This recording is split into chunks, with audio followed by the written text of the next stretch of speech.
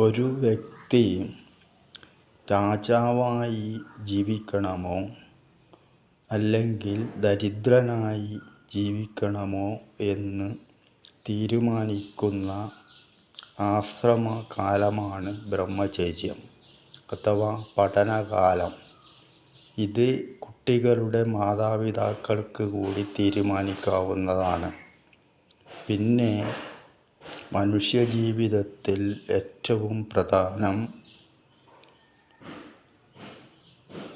സന്യാസ ആശ്രമ കാലമാണ്.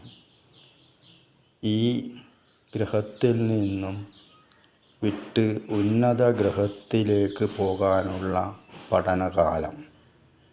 മനുഷ്യജീവിതത്തിൽ ഇത് രണ്ടും വളരെ പ്രധാന കാലഘട്ടങ്ങളാണ്. ആശ്രമ ധർമ്മങ്ങളാണ്.